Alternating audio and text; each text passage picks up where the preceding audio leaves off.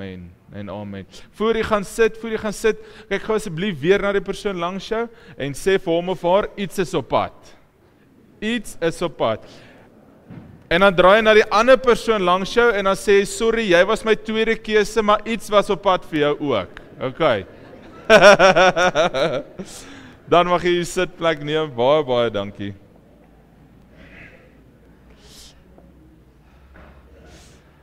Dis vir my altyd lekker as ek huis toe kom, want dit voel asof ek weer kan asemhaal.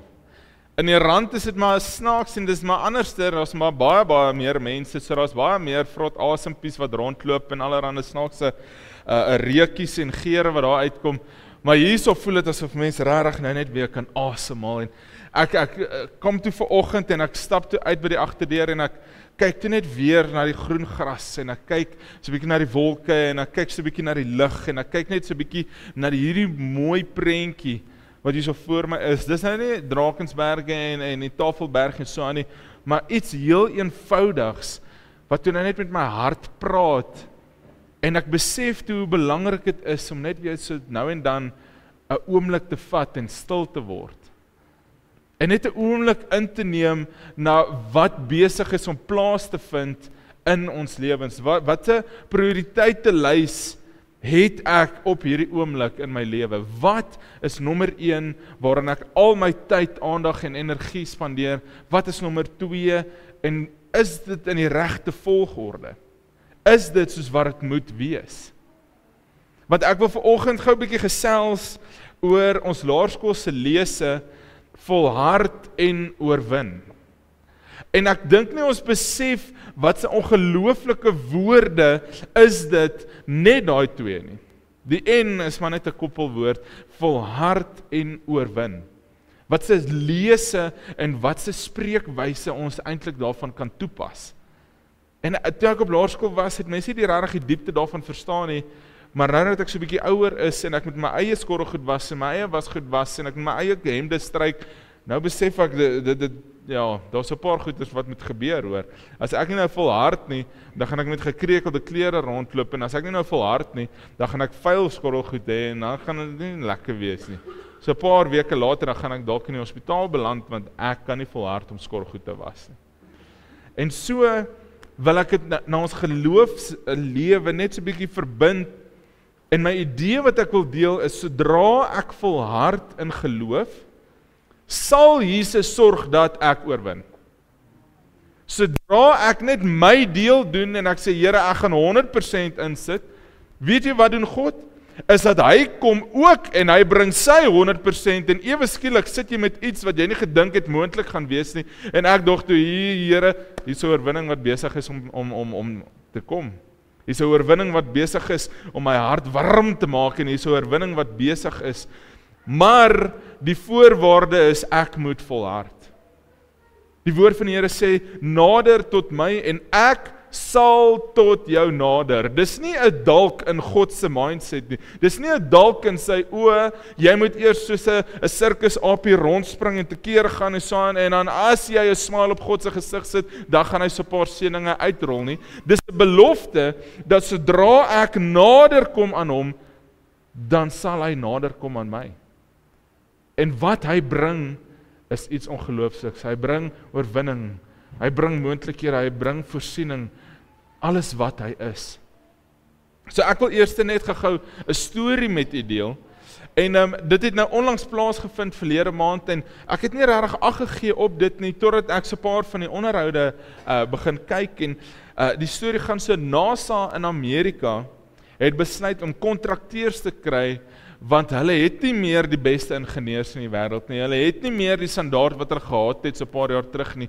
Daar is ander maatskappye wat dalk beter doen as hulle. So kom ons, want ons is NASA, ons is deel van die regering, ons het regering geld. So kom ons deel dit so 'n bietjie uit en ons kry kontrakteurs in. Dalk sal hulle ons kan help om mense goedkoper, makliker en vinniger op die International Space Station te kry. Twee van hierdie firmas en maatskappye en what have you was Starliner en SpaceX gewees. Nou SpaceX word besit deur Elon Musk, ek is seker of van almal ken sy storie, maar dit was my interessant dat Starliner het SpaceX gewen. En dat hulle het eers die toets geslaag, hulle het eers al die checkboxies getik.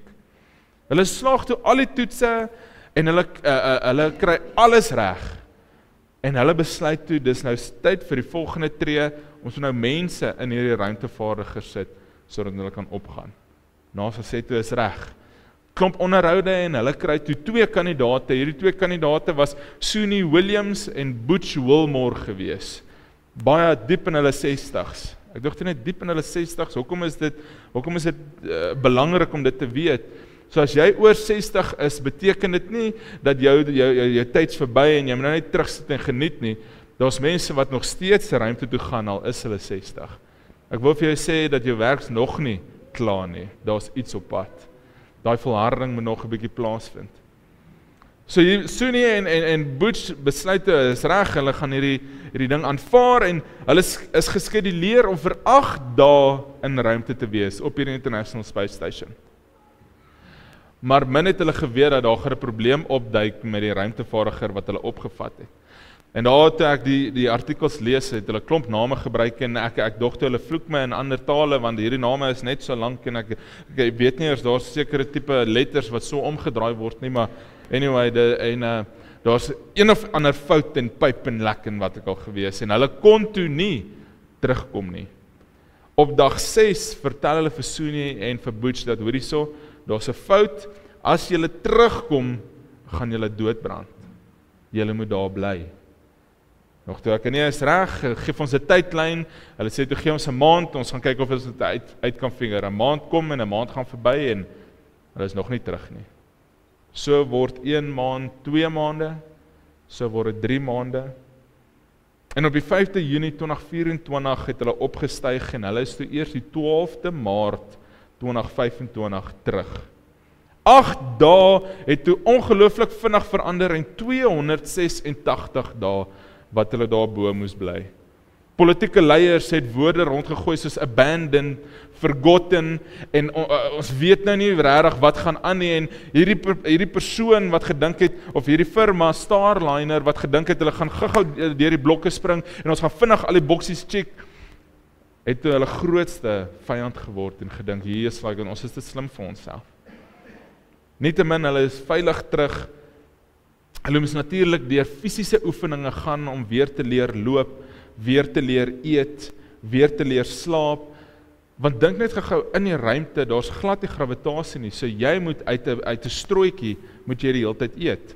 As jy wil gaan slaap, moet jy jouself vasmaak, anders te dryf jy dalk in iets in vas. As jy wil badkamer toe gaan, kom ons praat nie daaroor nie. Dus hulle moes allerhande oefeninge doen om net normale goeders weer te kan doen hierso op aarde.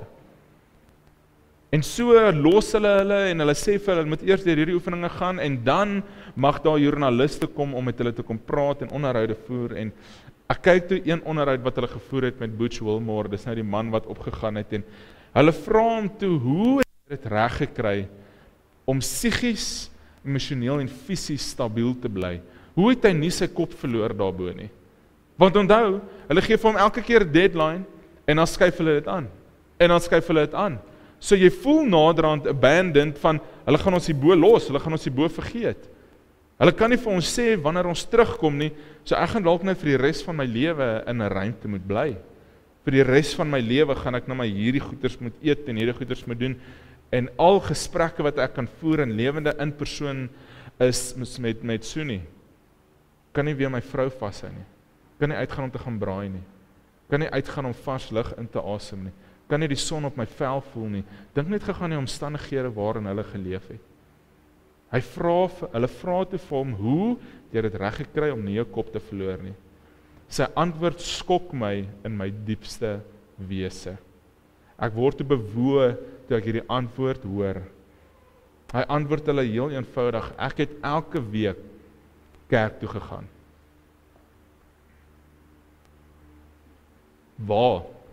Waartoe het jy gegaan? Jy kan net in die International Space Station wees. Hoe het jy elke week kerk toe gegaan? En hulle sê toe onthou, daar's nog steeds wifi op die Space Station, daar moet allerlei goeders wees. So hy het elke week kerk gekyk. Elke week, want hy het besef waar sy krag vandaan gaan kom. Sy krag gaan nie kom van die ingenieurs wat elke keer die deadline aanskuif nie. Sy krag gaan nie kom van die politieke leiers wat nie weet hoe om hulle mind op te change nie. Want die oomblik toe hulle opgestyg het, was die oomblik toe Amerika in 'n verkiesingstydperk aangegaan het en hulle was nie meer 'n prioriteit gewees nie, want hulle moet diplomaties wees hieronder en ons het nou nie geld om aan hierdie goeder te spandeer sodat ons die mense kan terugbring nie. So hulle leiers waarna hulle opgekyk het, maar Butch het besef dat sy krag gaan nie van politieke leiers afkom nie. Sy krag gaan nie van Sunni afkom wat saam met hom daarso is nie. Sy krag gaan nie aan sy eie vermoë vandaan kom nie. Sy krag gaan nie in geskiedenis vandaan kom nie. Die enigste plek waar sy krag vandaan gaan kom is uit Jesus Christus uit. En ons om verbonde te bly aan hierdie Christen familie, aan hierdie Jesus familie, en ek weet, as ek daar moes gewees het, dit sou heeltemal 'n ander storie gewees het. Die oomblik toe ek hierdie antwoord hoor, te vra ek heel eers 'n onverskoning vir al my verskonings. Ek sê, Here, daar is nie meer verskonings om nie kerk toe te gaan, om nie u wil uit te leef nie. Daar is nie verskonings om nie u te volg nie. Hier is hierdie man en hierdie vrou, hulle kan letterlik nêrens heen gaan nie. Alles wat hulle moes gedoen het in daai 8 dae is gedoen, so jy het niks anders daarom te doen nie. Wat doen 'n mens? Hoe hou jy jouself besig? Wanneer weet jy is dit oggend, wanneer weet jy is dit aand? Al daai klas van goeters. Elke week kerk toe en ek besef die Here, ek is so jammer. Ek is so jammer. My moeg wees en ek het hierdie nou al gedoen en hoeveel jaar is ek nou al in bediening en ek het nou al hierdie gedoen en dit is nie verskonings nie. Ek sal my deel kan doen. Ek besefte net hoe Butch Williams moes deurdruk, want daar was nie 'n ander keuse gewees nie. Hy moes nou maar net volhard het. Want dis of hy volhard of hy verloor homself. Of hy volhard of hy verloor wie hy is. Of hy volhard en hy kan dalk terugkom aarde toe en sy familie weer sien, of hulle moet ander mense opstuur sodat hulle sy lijk kan terugbring aarde toe. Die keuse is nogal redelik eenvoudig. So wat keer ons dan nou om te volhard? Wat keer ons dan nou om deur te druk, om deel te word, om te commit, om te sê, maar ek gaan hierdie saam doen.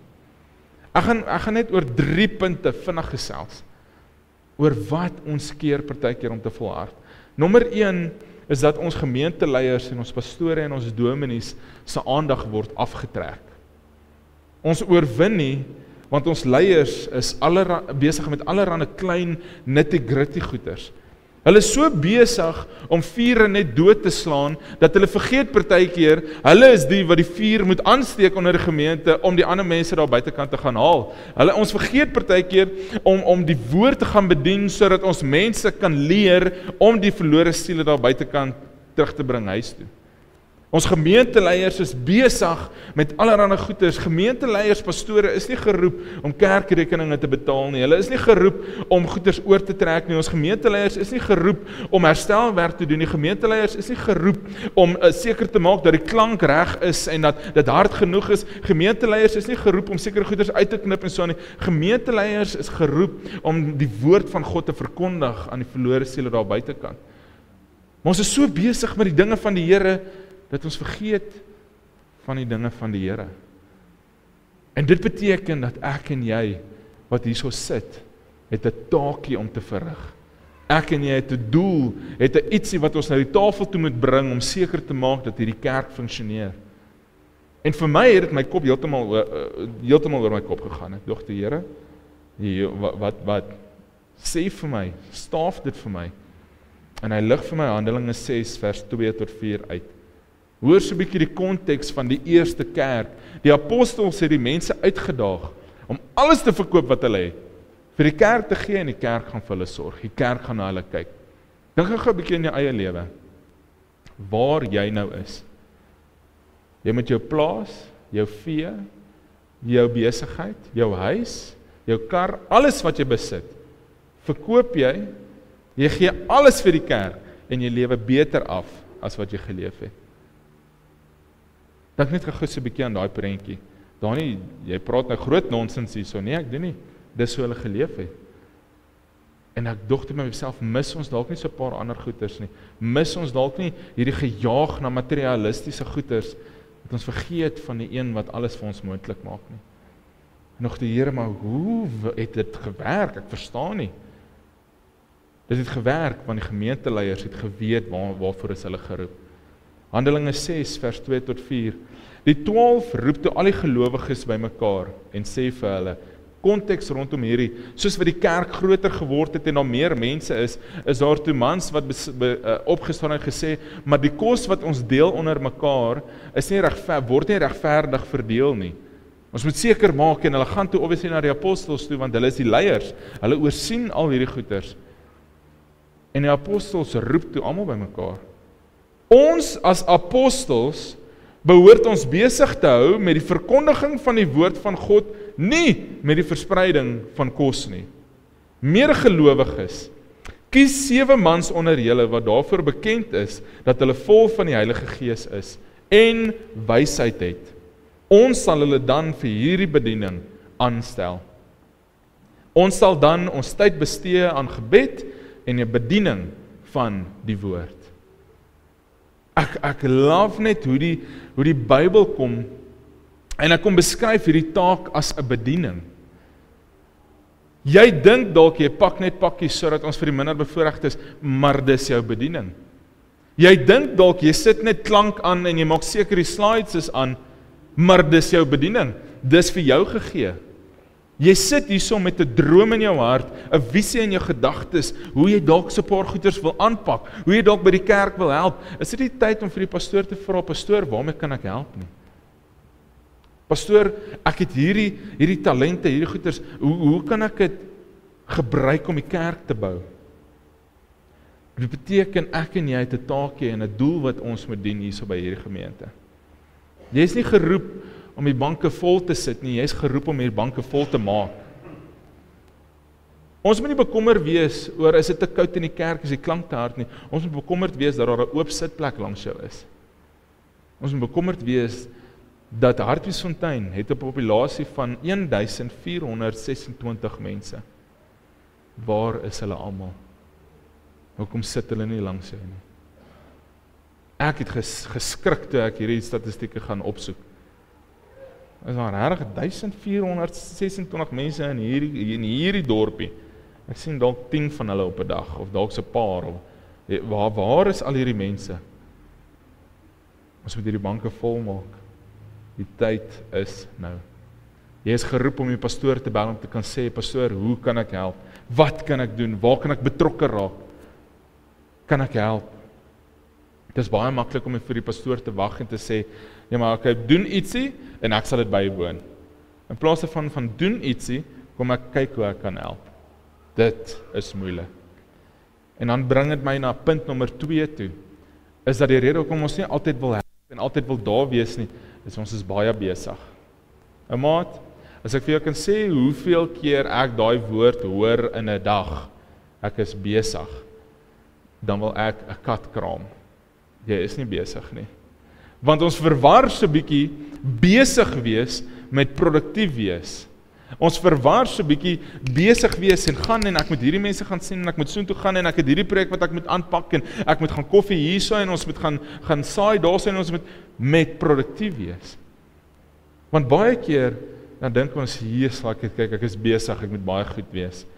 En as ek terugkyk na wat ek die dag gedoen het, dan wat het ek nou eintlik bereik? 'n Klein storie wat ek vinnig wil vertel. Ek sit 2 weke terug in 'n koffieshop.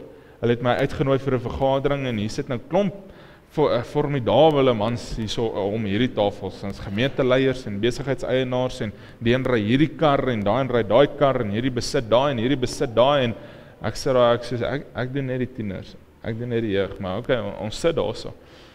En ons bespreek toe sekere onderwerp en hierdie een het hierdie planne en hierdie een het daai planne en hierdie een sê hulle het al hierdie bereik en hulle het nou al in die geskiedenis dit gedoen en hulle besigheid het nou al soveel goeders gesaai, so hulle sal nog kan doen en hierdie een praat net, hierdie een lees sy CV op en hierdie een praat oor hierdie en hulle praat net oor al hierdie dinge wat hulle bereik het. En ek ry toe terug van daai vergadering af, huis toe. En ek word so kwaad. Jy kan 'n eier op my voorkop kook. Ek word ongelooflik kwaad, want ek het nou net besef, daar's 2 ure van my lewe wat ek nie gaan terugkry nie. 2 ure van my lewe waar almal klomp planne het en 'n klomp idees het, maar ons weet nie hoe gaan ons hierdie goeders doen nie. Mans wat so trots is, wat hierdie goeders al bereik het, en nou maar het jy al my kar gesien, en jy het nou maar by besigheid gesien, ek het soveel mense wat onder my werk, maar wanneer ons iets moet doen, nee, ek is besig. Nee, ek sal mense aanstel, en ek sal mense stuur, maar ek dit self doen. Nee, daai tyd is ek in Dubai, of ek sit in Griekenland, of ek sit hierso, en ek sit daarso. Ons kan nie hierdie goeders doen nie. Word ongelooflik kwaad. Want kyk, ons is baie fancy. Sodra ons sê ons het hierdie afspraak, en ons moet hierdie sien, en ek is baie besig. Maar wanneer die werk moet kom, wie gaan daar so wees? Wie gaan help? Wie gaan volhard? Wie gaan die woord by daad sit?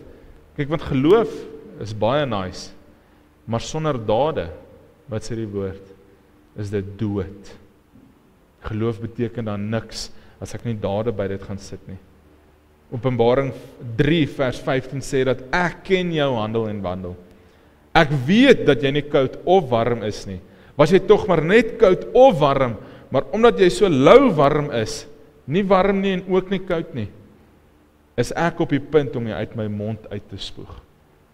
Is ons warm vir die Here, of is dit net warm wanneer dit gemaklik is? Is ons net betrokke wanneer dit lekker is, wanneer daar iets in is vir my? Of is ons, ek weet nie altyd nie, ek tree so terug, jy's daar nie, want as ek my naam opsit, beteken dit dat ek dalk 'n bietjie minder moet slaap, ek gaan dalk so 'n bietjie meer kerk toe moet kom, ek gaan dalk so 'n bietjie verder moet ry vir goeders, ek gaan dalk so 'n bietjie van my, wat ek nou al opgegaar het en opgebou het, moet prys gee, sodat ons die verlore siele daar buitekant kan red. Het ons toegelaat, dat die vyand ons so besig hou, ons vergeet van hierdie hemelse dinge, ons vergeet van die doel van die kerk. Ek wil jou challenge, hou die pastoor besig. Vra vir hom, waar kan ek help?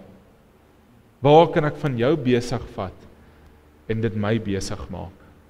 Waar kan ek jou las 'n bietjie ligter maak, sodat jy kan uitkom by die woord van God, om ons te leer, sodat ons die verlore siele daar buitekant kan red. 1426 mense in Hartbeesfontein.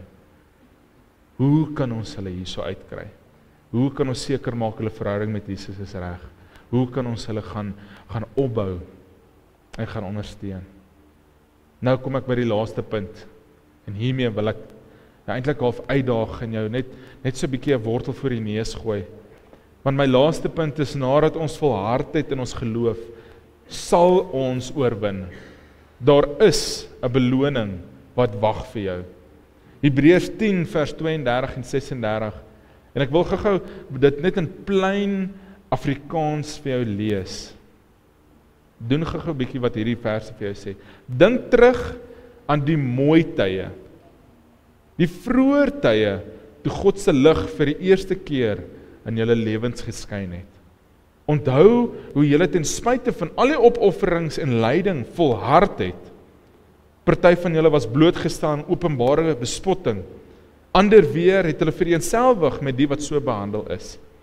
Julle het saamgelei met hulle wat in die gevangenis was, en toe julle van julle besittings beroof het, het julle dit met blymoedigheid aanvaar, omdat julle geweet het, dat julle 'n beter en permanente besitting het.